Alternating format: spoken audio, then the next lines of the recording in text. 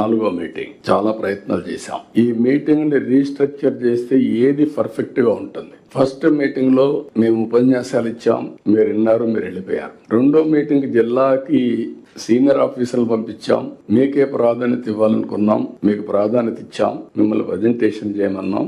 అది కూడా కొంతవరకే పనిచేసింది. ఈ మీటింగ్ కి 7 గ్రూపులుగా 8 గ్రూపులుగా డివైడ్ చేశాం.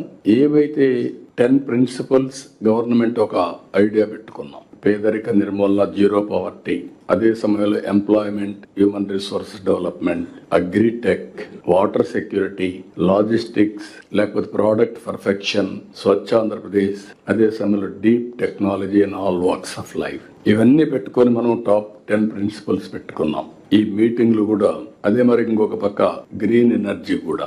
ఎనర్జీ అనేది ఫ్యూయల్ గానీ ఎనర్జీ గానీ లోయెస్ట్ ఉండాలని మన ఆలోచన.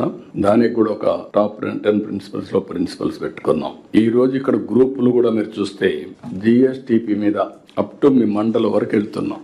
ఈ రోజు ఇవి చేయడానికి మళ్ళీ భవిష్యత్తులో 3 నెలల తర్వాత ఎత్తుక్కునే పని లేకుండా ఎక్కడికక్కడ కేపీఐస్ తయారు చేశాం. కేపీఐస్ అన్ని రియల్ టైంలో మీరు అప్డేట్ చేస్తే మీ డాష్ బోర్డ్ చూసుకుంటే వేర్ ఆర్ యూ అనేది, పరీక్షల్లో పాస్ అవుతారా లేదా, ఇంకా ఎంత కష్టపడాలో మీకు ఐడియా వచ్చేస్తుంది.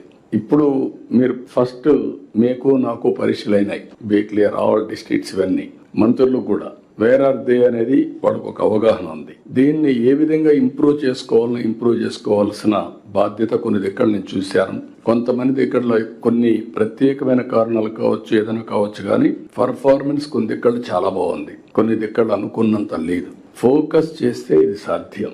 సమస్య ఉందనుకుంటే మాత్రం మనకు ఫలితాలు రావు. ఆ విషయం మీరు గుర్తుపెట్టుకోవాల్సిన అవసరం ఉంది.